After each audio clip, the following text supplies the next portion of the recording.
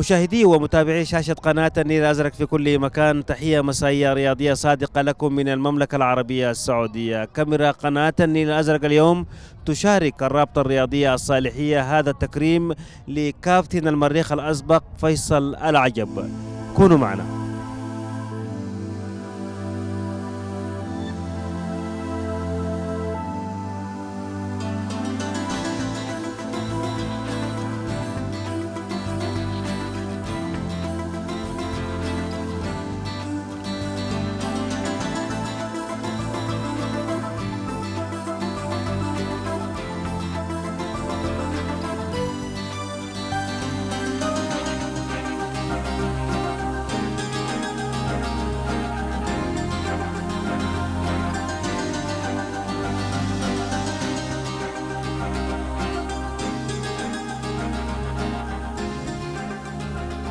كابتن فيصل العجب هو يعني من أكثر اللاعبين المميزين اللي حصلوا على يعني ألقاب كبيرة في تاريخ الكرة السودانية. فهو أولا لقب بهداف أفريقيا في دورة من دورات الكاس أفريقيا، وحاز على هداف هذا الكاس. ثم أنه يعني برضو حاز على لقب يعني أميز اللاعبين، واختير في منتخب أفريقيا ومنتخب العالمي للكرة السودانية. فقد كانت إدارتنا للمباراة السابقة تكريم الكابتن الخلوق العجب، والآن تبدأ المباراة الثانية وهي عبارة عن نهاية الدوري العام لرابطة الصالحية.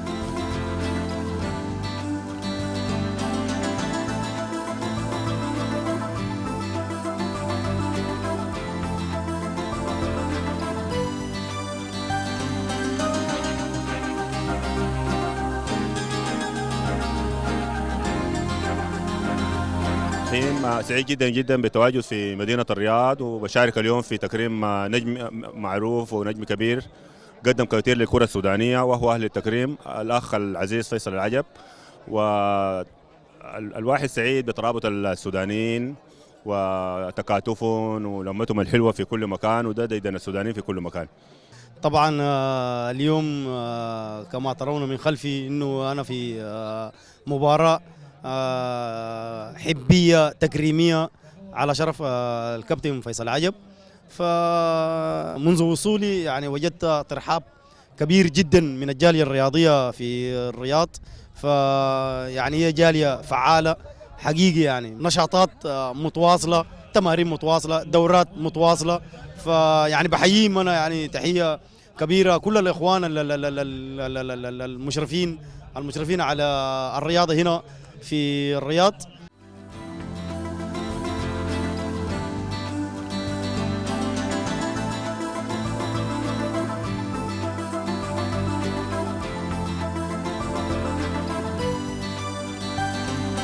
أيها الأحباب، ما زلنا نتواصل معكم من داخل تكريم اللاعب فيصل العجب.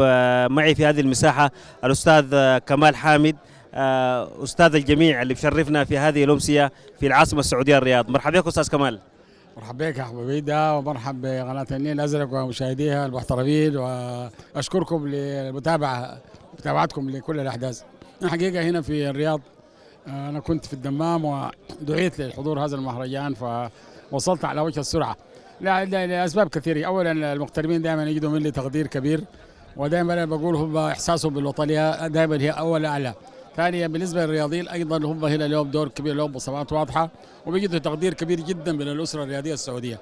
وكذلك فيصل العجب فهو رجل خلوق يستحق كل خير، وبأخلاقه وسلوكه القويم أجبر الناس على احترامه. فلذلك كان هذا المهرجان الذي بدأ أمس واليوم وغدا ومشاركة كبيرة جدا، يعني مشاركة ناس الهلال أكثر من مشاركة ناس المريخ، وهذا هو هذه العظمة، وهذا الذي نحسه هنا في الرياض.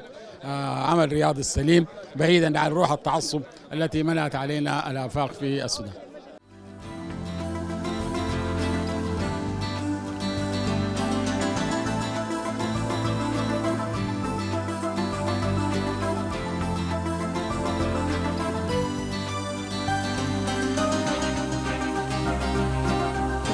فيصل كابتن العجب طبعا غير أنه هو راجل فنان ومبدع ومثل الكرة السودانية من خلال المنتخب السوداني خير تمثيل. أيضا طبعا معروف أنه هو رجل ذو خلق رفيع، و يعني بيستاهل أنه يكون هو نموذج للاعب السوداني المنضبط والفنان، حتى أجيالنا القادمة أنها تحتذي به في فنه ككورة وأيضا في مسيرته الرياضية النظيفة إن شاء الله. بسم الله الرحمن الرحيم. واحد في البداية إنه سعيد جدا جدا إنه يكون موجود في الرياض بدعوة من ملتقى من رخاب الرياض. هذه بادرة طيبة جدا جدا، وقدرت مثلا إني ألبي ندام ده والدعوة المقدمة لي والتكريم ده. حقيقة جيت أنا سعيد جدا جدا إن الليلة أكون في ضيافتهم هنا وشرف دورة الأحياء بتاعتهم الموجودة بتاعت الروابط هنا. دي بالنسبة لنا حاجة كبيرة جدا جدا جواي. جيت يعني ما متوقع كنت أنا ألقى حفاوة بالطريقة دي يعني، لكن عادي دي ما حاجة بعيدة علينا، لأنه طبعا إحنا السودانيين دائما معروفين بكرم الأخلاق كرم الضيف، وأنا بعتبر نفسي في بلدي يعني، ما بعتبر نفسي خارج السودان. في هذه الأمسية الرياضية نحتفي بغامة من غامات الكرة السودانية، ونحن إذ نحتفي بهذا الرمز العجب إنما نحتفي بالأخلاق والسلوك، وهي من المميزات والصفات الأساسية لهذا اللاعب الكبير. وسيستمر هذا الاحتفالات وهذا التتويج الذي يتبناه ملتقى من رخاب الرياض. سعيد انه العجب يكون بيناتنا هنا في الرياض، لاعب المريخ الدولي العجب، وطبعا للنصر علاقه قويه مع المريخ ومع الانديه السعوديه بصوره عامه، وصاحب السمو الملكي الامير جلوي بن سعود بن عبد العزيز امس شرف الحفل بتاع رابطه ملتقى من رخاب الرياض، واليوم الصالحيه مع ملتقى من رخاب الرياض بتكرم الكابتن الخلوق العجب، وأوكلوا لي مهمة تسليم درع من لاعبي قدام لاعبي النصر، وهذا الدرع بمثابة توثيق للعلاقة بين اللعيبة في السودان واللعيبة هنا. بالنسبة للجالية السودانية طبعا سعيدة جدا بهذا التكريم.